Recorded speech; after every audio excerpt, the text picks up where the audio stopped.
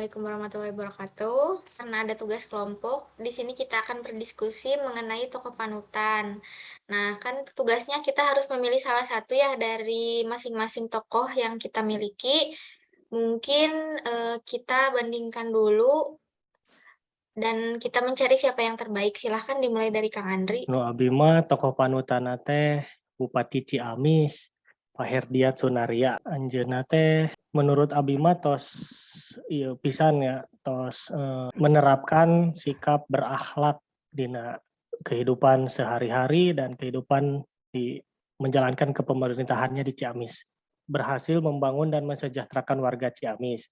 Beliau bahkan berani mencopot atau mengganti siapa saja yang orang-orang yang tidak berkompeten dan menggantinya dengan orang yang lebih kompeten di bidangnya. Selalu mengutamakan kesejahteraan masyarakat, memberikan bantuan kepada korban bencana alam, dan ikut serta dalam proses evakuasi korban.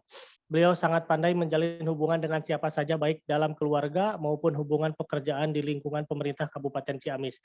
Kemudian Ya, silahkan dilanjut siapa lagi? Teh Nina, silahkan. Nah, Saya iya boleh. memilih Kiai Haji Irfan Hilmi. Kenapa saya milih beliau? Karena beliau dikenal sebagai salah satu di antara 5 ulama karismatik di Jawa Barat, merupakan pendiri pesantren Darussalam. Oh ini ya, Terus, mantan anggota uh, DPRD sama terus ya, anggota MPR. Ya. uh, Ketua MUI juga kepribadian, pernah ya? Oh ketua uh, MUI juga. Oh kepribadiannya juga sangat baik, sangat dicintai oleh para santri-santrinya. Dia juga aktif di instansi-instansi pemerintahan, militer. Ya, baik. Terima kasih ya Teh Nina. Ya, Bertambah lagi ya, satu lagi. Kemudian silakan dilanjut Teh Tirta untuk tokohnya. Oke, di sini saya mengambil salah satu dokter di rumah sakit saya, yaitu di RSUD Kawalia. Beliau masih muda. Dilihat dari apa namanya, kita bisa melihat siapa sih yang tidak mau kalau misalkan usia muda memiliki cita-cita yang karirnya terjamin, penghasilan yang cukup, sehingga sampai punya pasangan yang bisa mendampingi setiap saat ya. Nah, beliau bernama Dr. Aditya. Beliau lahir di Ciamis 16 Oktober 91 ya, dan merupakan CEO dari Rumah Sakit RSU Al Arif Ciamis dan CEO Klinik Jira Estetik. Kita dapat melihat tanggung jawab beliau tidak hanya sebagai seorang ASN, beliau juga memiliki jabatan yang tinggi di rumah sakit yang beliau kelola, kompeten.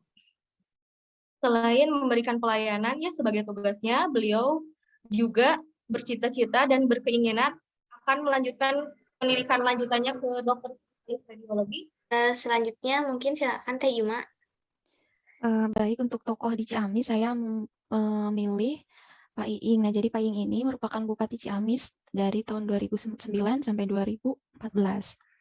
Nah keunggulan beliau ini selain menjadi bupati, beliau juga biasa menjadi mubalik di daerah-daerah seperti contohnya ini di Tambak Sari. Jadi beliau menjadi lebih dekat dengan masyarakat karena sering memberikan ceramah gitu. Terus ini Pak Iing ini sebenarnya bukan asli Ciamis, jadi asli Tasik, tapi beliau benar-benar mau memajukan Ciamis dengan menjadi Bupati di Ciamis. Jadi mungkin itu keunggulan dari Pak Iing ini.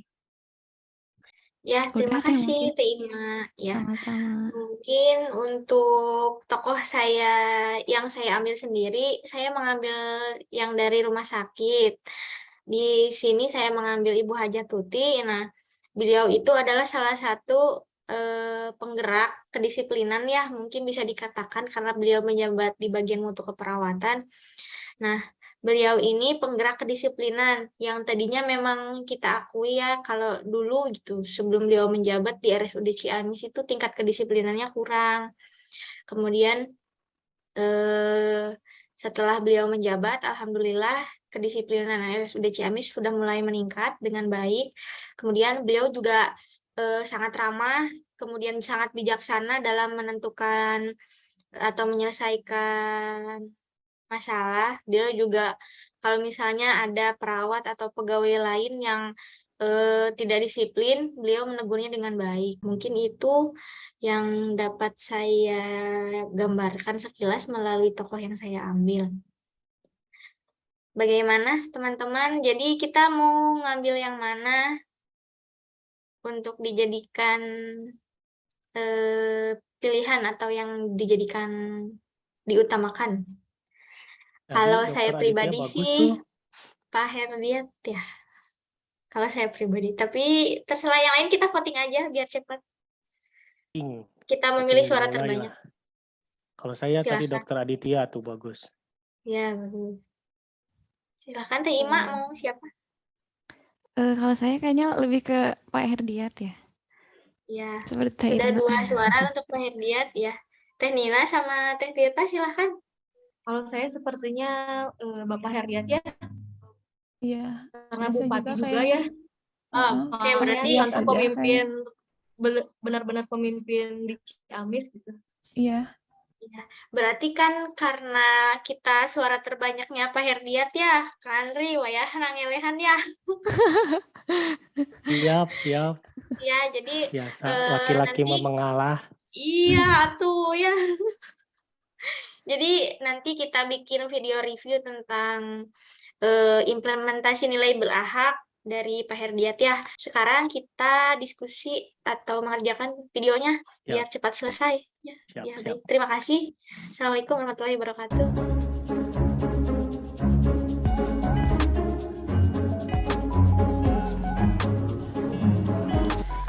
setelah berdiskusi dengan kelompok secara mufakat, akhirnya kami memilih seorang tokoh panutan yang diambil oleh Kang Andri. Ayo teman-teman, kita mengenal lebih dalam tokoh panutan kelompok kami. Semua warga Ciamis pasti tidak asing dengan tokoh panutan ini. Beliau seorang tokoh yang lahir di Kuningan pada tanggal 10 Oktober 1960 dan sekarang beliau menjabat menjadi seorang pemimpin di Kabupaten Ciamis atau yang sering kita sebut dengan Bapak Bupati.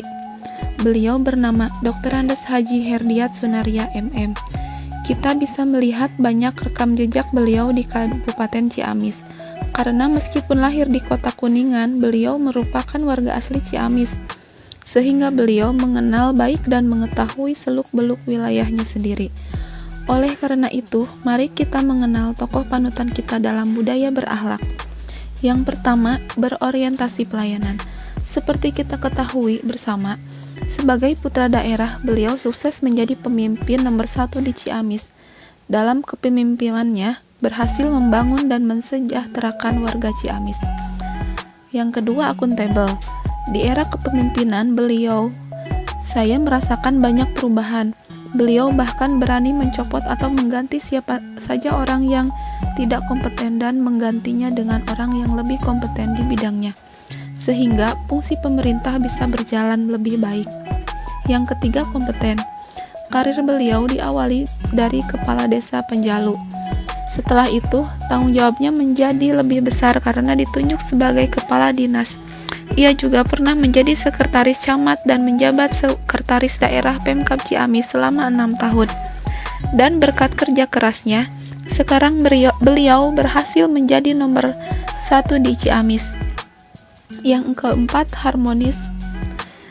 Dalam memimpin Ciamis, beliau sangat santun dalam bersikap sehingga masyarakat bisa merasakan tujuan pembangunan yang merata, karena di setiap kebijakan-kebijakan beliau selalu mengutamakan kesejahteraan masyarakat dengan terwujudnya pemerataan pembangunan di pusat maupun daerah kini lebih dinamis.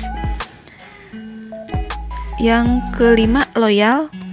Beliau sangat cepat tanggap ketika terjadi musibah bencana alam dimanapun, memberikan bantuan kepada korban bencana alam, dan ikut serta dalam proses evakuasi korban. Yang keenam, adaptif. Dalam perjalanan karirnya yang cemerlang, tidak lepas dari kerja kerasnya untuk terus berinovasi dalam mengembangkan keahliannya untuk menjadi pemimpin yang ideal dan kredibel. Yang ketujuh, kolaboratif. Terbukti dengan terselenggaranya acara Ngarep Pataka dalam rangka hari jadi Ciamis ke-380. Beliau berkolaborasi dengan TNI, Polri beserta jajarannya serta warga Ciamis untuk memeriahkan acara Nilangkala Kabupaten Ciamis.